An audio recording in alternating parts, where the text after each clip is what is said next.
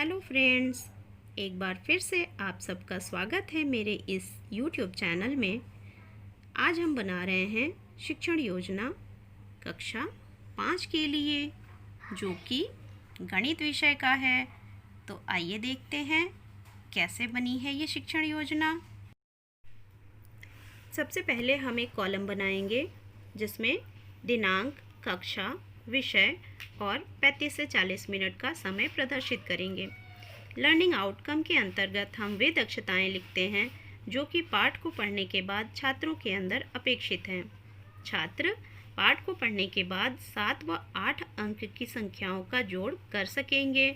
इसके साथ साथ छात्र दैनिक जीवन में जोड़ से संबंधित प्रश्नों को आसानी से हल कर पाएंगे। प्रकरण में है आज हमारे पास जोड़ घटाना, जो कि कक्षा 5 का पाठ 2 है। आज हम लोग प्रथम दिवस का पाठ पढ़ रहे हैं और इसके अंतर्गत हम छात्रों को जोड़ की संक्रिया से परिचित कराएंगे। सीखने सिखाने की सामग्री के तौर पर हमारे पास है फ्लैश कार्ड, गोलियां, दीक्षा पर उपलब्ध वीडियो इत्यादि। सीखने सिखाने की गतिविधियों को हमने चरणों में विभाजित किया है, जिसमें क्रम संख्या, चरण, समय और अवलोकन का तरीका। सबसे पहला चरण है शिक्षण के आरंभ में शिक्षिका 5 मिनट का समय लेते हुए छात्रों को उनके पूर्व ज्ञान के आधार पर आज के पाठ से परिचित कराते हुए कुछ छोटे छोटे प्रश्न पूछ करके कक्षा को सजीव बनाएंगी।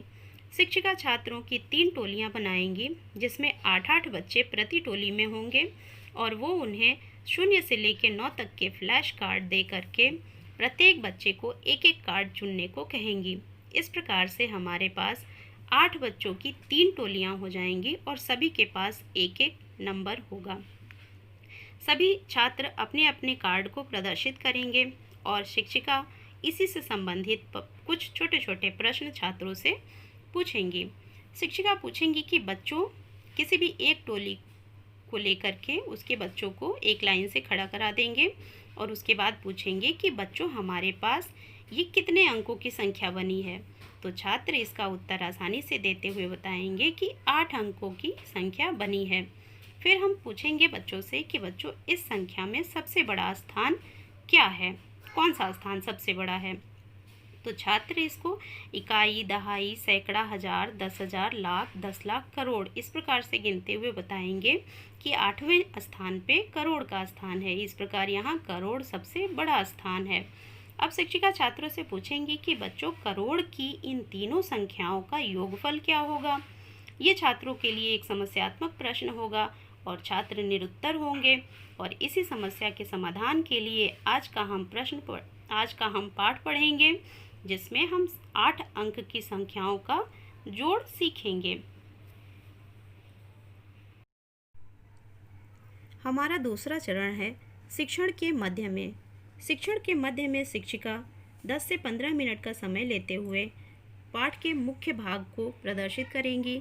छात्रों को पूरे पाठ में क्या पढ़ना है उससे परिचित कराएंगी, उन्हें समझाएंगी। शिक्षिका प्रत्येक कार्डधारी छात्र को अपना अंक श्यामपट्ट पर लिखने को कहेंगी, जो कि इकाई की तरफ से प्रारंभ होगा। इस प्रकार से श्यामपट्ट पर 8 अंक की 3 संख्याएं अंकित हो जाएंगी। ये संख्याएं इस प्रकार से हो सकती हैं।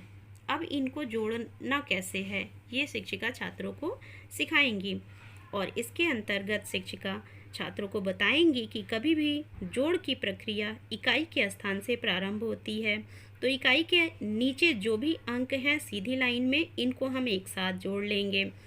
ये बच्चे लाइन खींच करके या उंगलियों पे या गोलियों के माध्यम से, जिस भी प्रकार से बच्चे सुविधाजनक समझेंगे उस प्रकार से बच्चे करेंगे और शिक्षिका छात्रों के साथ समन्वय बनाते हुए इसको सिखाएंगी।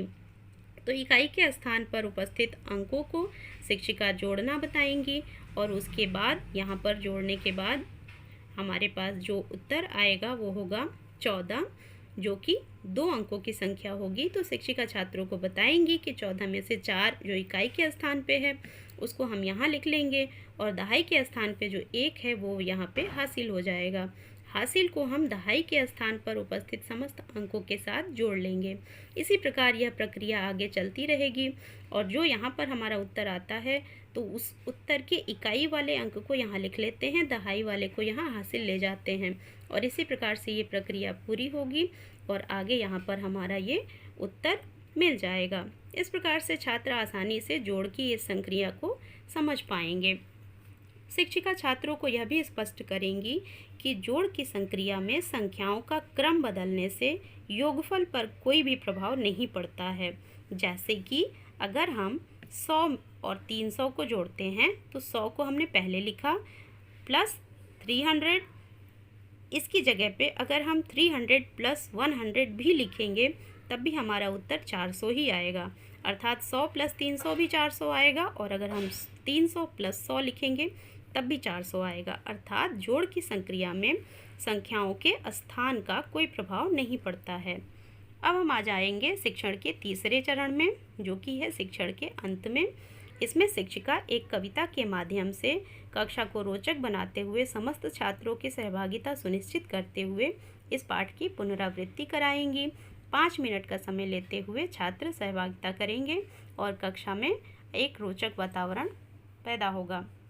गतिविधि के अंतर्गत शिक्षिका 10 मिनट का समय लेंगी और छात्रों को फ्लैश कार्ड दे करके उन्हें 7 और 8 अंक की संख्याएं बनाकर और उन्हें जोड़ करना सिखाएंगी।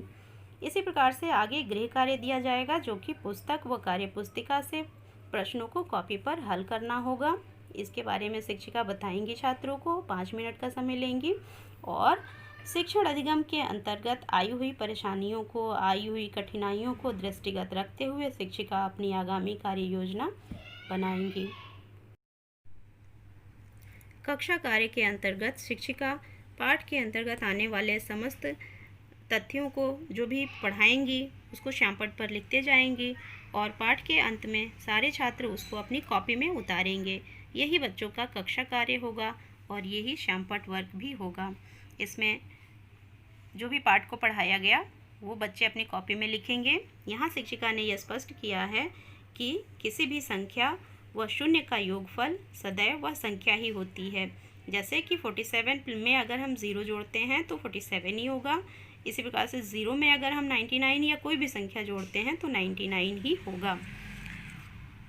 दोस्तों यहाँ पर देखिए, ये फ्लैश कार्ड जो हमें बच्चों को देना है उसका एक सैंपल हमने यहाँ लगा रखा है।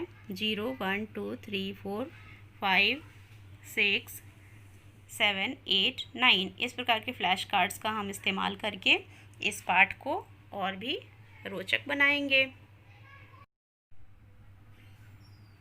अब हम आ जाते हैं कविता के भाग पे, जिसको कि शिक्षिका ने स्वयं लिखा है और इसको नाम दिया है जोड़ का खेल।